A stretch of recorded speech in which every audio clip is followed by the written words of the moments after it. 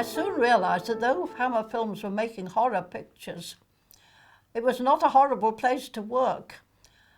I felt when I was summoned back every now and then to make something, it was like going home for the holidays.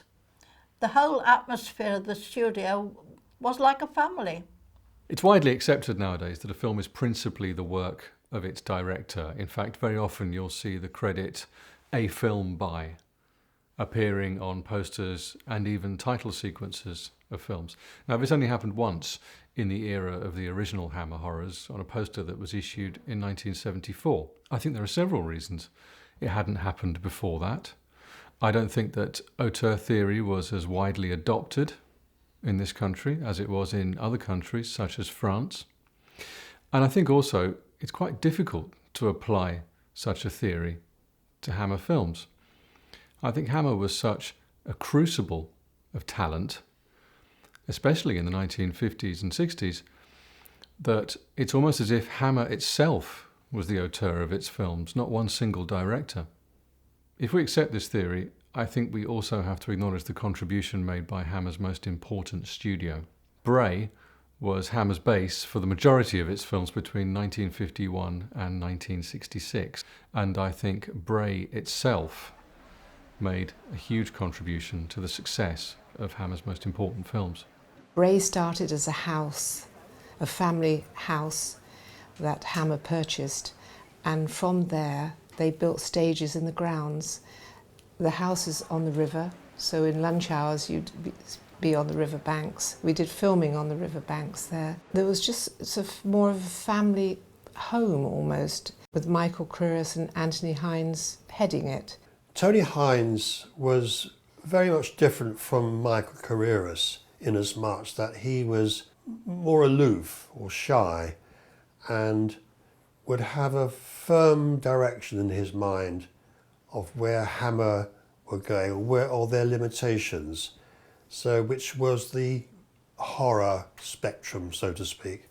Michael was different. He was wanted to broaden horizons and expand upon different types of films, adventure films, location-based films. Hammer learned very early on that it was actually cheaper to rent an old house and shoot the films actually in the rooms and in the grounds than it was at renting out the expensive space at established film studios such as Elstree. And that's how they started, by rotating through a number of houses such as Dark Close in Cookham, Gilston Park Country Club, and Oakley Court, which is a Gothic folly on the Thames just outside Windsor. And it was while they were at Oakley Court that they got attracted to the neighbouring property of Down Place.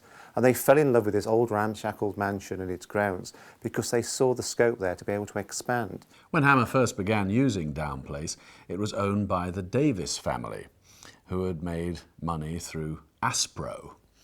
And in fact, while Hammer were shooting their initial productions at Down Place, the Davis family remained in residence in one separate wing. The really remarkable thing about Down Place for Hammer was the fact that the bit that Hammer used for many years had only housed duffel coats. In fact, the locals in Bray apparently referred to it as Duffel Coat Manor because it was a repository for a large number of World War II issued duffel coats, which through rain or flooding or something along those lines became very wet and heavy and caused the ceilings to collapse. It was more or less a shell, so Hammer for the first time could construct, within it they could construct a stage.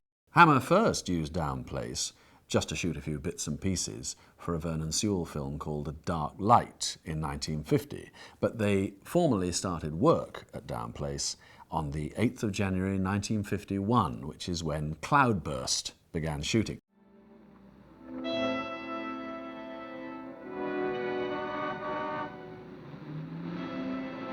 Careful, darling. Mind the car. Darling!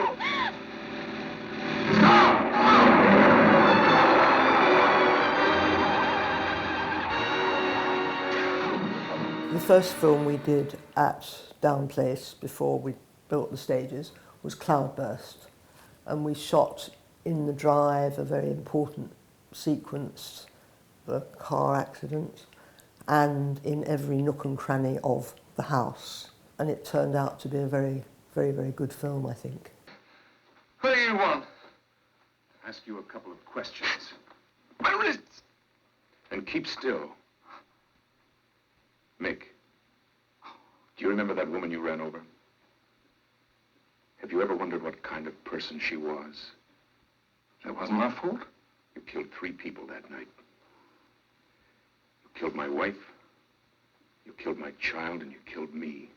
Now, Cloudburst is a very tough and hard-hitting noir crime film directed by Francis Searle.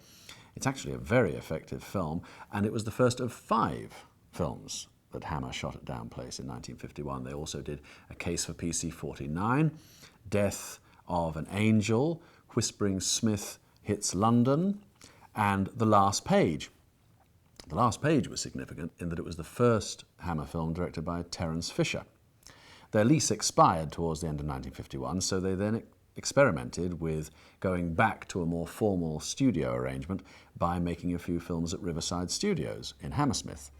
Now, among these was a very interesting, almost kind of proto-horror subject called Stolen Face, again directed by Terence Fisher.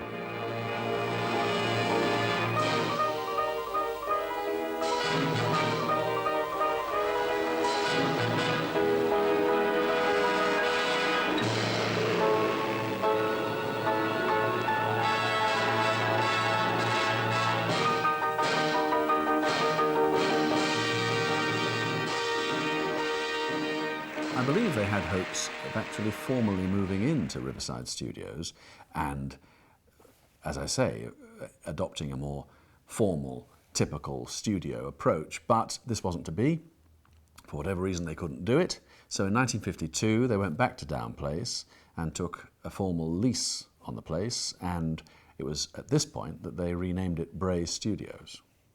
In 1953, they built their first 2 stages. The first was just a makeshift stage. It was the old ballroom of the house, and that gave them slight problems because it wasn't soundproofed. The other stage was on the side of the house, butting into the front courtyard, and that was now brick in structure as well, which allowed Hammer now to stage their famous fire scenes in there. There was a unique atmosphere, but that wasn't just Bray, because Bray, there were 3 places before Bray. The atmosphere was because of the crew who were permanent. We went from picture to picture to picture, so everybody knew everybody. The only sort of strangers who came in on each picture were the director, who sometimes new, and the actors. We knew all the producers and they all had good sense of humour. The directors that came in were good, competent directors. The crew were harmonious. The working conditions were, we just made them better all the way along the line. So it was a happy time.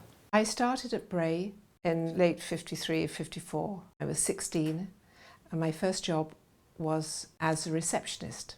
As the studios continued to expand, films more popular and we were making more of them, they needed a general manager and Tony Nelson Keys was engaged and I was promoted once more to working for him.